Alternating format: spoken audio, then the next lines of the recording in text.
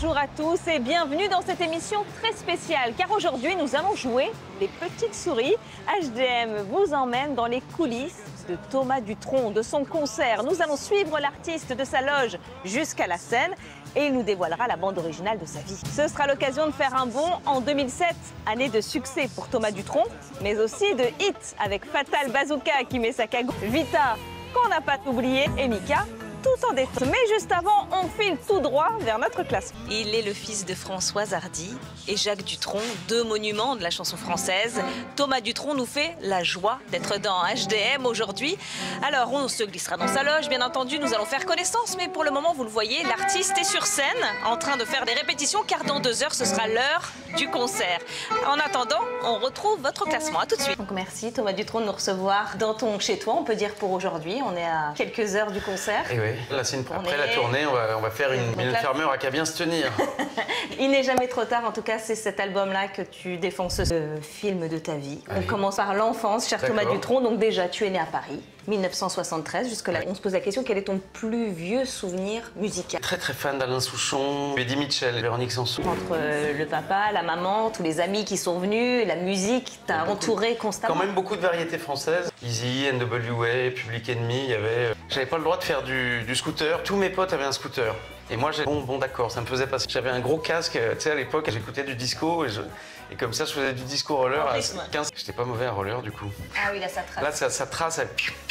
J'avais acheté un poster de La Fièvre du samedi soir parce que je trouvais ça rigolo. Et est-ce qu'il y avait des artistes que tu écoutais et qui énervaient passablement tes... J'écoutais beaucoup France Gall, par exemple. J'ai beaucoup aimé aussi quand j'étais enfant, mais à 14-15 ans, j'avais envie un peu d'écouter du rock, des trucs un peu plus... C'était dans l'autre sens. C'est ma mère qui était privée. Ouais, c'était elle, l'ado, là. Et alors, la guitare, elle arrive... À quel moment? Je me rappelle, j'avais 17 ans et demi, c'était à Noël chez un copain à la campagne. Et même Jeux interdits, je crois. J'ai dit putain, c'est super. Et d'un coup, j'ai eu un coup de foudre pour la guitare. Dans quelques instants, le public va faire sa fête à Thomas Dutronc. On va regarder tout ça, mais juste avant, le classement. Nous sommes aux premières loges, dans la loge de... Oh là là, on continue de dérouler la bande originale de ta vie. On arrive à cette année qui est très particulière pour toi, 2007, où donc tu sors comme un manouche sans guitare. Et je me suis dit, je vais pas faire du blues, je vais faire du Django pour être différent. J'avais écrit pour Henri Salvador, un peu pour mon père. J'ai un copain. J'ai dit bon, ok, je vais peut-être essayer. Et voilà, j'ai chanté, on a vendu 1 million. Oui, c'est impressionnant. Et alors les projets continuent parce que tu as toujours envie de faire plein de choses. En 2022, tu décides d'emmener, j'imagine. Mon père, il a un charisme, c'est une légende, quoi. Et surtout, je lui disais, laisse-toi faire, quoi, te prends pas la tête, fais-moi confiance. Et ce qui était compliqué, c'était les transports, quoi, la tournée, tout ça. Parce que sur scène, il était génial. Comment ça se passe, par exemple, ton papa avant de monter sur scène avec son... Ce qui est curieux, c'est que j'ai eu les deux seuls parents qui n'étaient pas fous de Souchon, Véronique Sanson.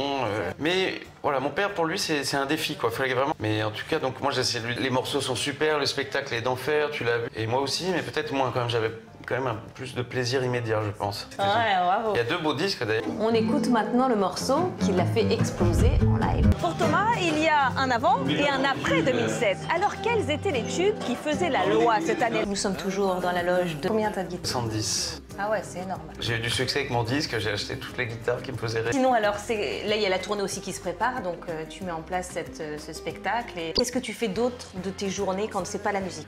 Des déjeuners, des courses, des rangements, apéro avec les copains, écouter de la musique. Je fais du jeu vidéo aussi avec des potes. Est-ce qu'il y a un artiste, par exemple, qui t'a plu cette année, qui t'a dit que j'aime ses textes ou j'aime sa musique? Ce qui m'a mis un peu une claque, peut-être, c'est Beyoncé. Ouais. Donc là, tu vas, par exemple, avoir un concert, c'est un peu particulier, j'imagine. J'ai peur d'un problème technique, mais sinon, je sais que ça va bien se passer parce que déjà un peu en famille avec des gens. De sketch, carrément. Ouais. Alors Thomas, on va parler de cet album, Thomas Dutronc avec nous dans HDM. Il n'est jamais trop tard. Lui qui attendait beaucoup parce que ça faisait 9 ans qu'il n'y avait pas eu un album original. C'est passé parce qu'il y a eu beaucoup de choses entre temps. Mais... Je vais tout te dire. Je vais dévoiler cet album. Oui, on veut savoir. Non, écoute, on a fait un 3e album en Angleterre, projet de chansons originales. On a repris toutes les plus belles chansons françaises qui ont fait le tour du monde, connues dans le monde entier. Et un jour, Iggy Pop a dit d'accord, donc là, ça a tout déclenché. Une légende de la guitare, quoi. Dans cet album, une relation que tu vis particulièrement positive. Évidemment, j'ai parlé un peu de ça. J'ai eu depuis ces 10 dernières années. On a quand même l'impression qu'à chaque fois, il y a un sourire. Voilà, la vie continue. C'est pas, c'est une mélancolie sautillante, quoi. Il y a un truc positif quand même à chaque fois. Pour les sauterelles, quoi, histoire qu'elles sautillent. Ouais, Non, mais sautillant, je sais pas Oui, si c'est quand c'est vraiment petit. un sourire, un frisson. C'est tout ça qu'on essaye de mettre dans une chanson. C'est l'heure de découvrir les hits au sommet à l'international et dans notre classement HDM. On se retrouve juste après scène dans Je une voudrais minute. retrouver les musiciens parce que tout le monde s'est éparpillé. Je voulais les remercier d'être là ce soir avec moi, surtout parce qu'ils sont tous extraordinaires et c'est beaucoup d'énergie, beaucoup d'amour. Ça va être un beau moment de Donc, je communion. voulais leur dire voilà. Alors merci en tout cas pour ces merci à quelques vous. mots avant de monter sur scène. À tout de suite. Merci, à tout de suite. Merci.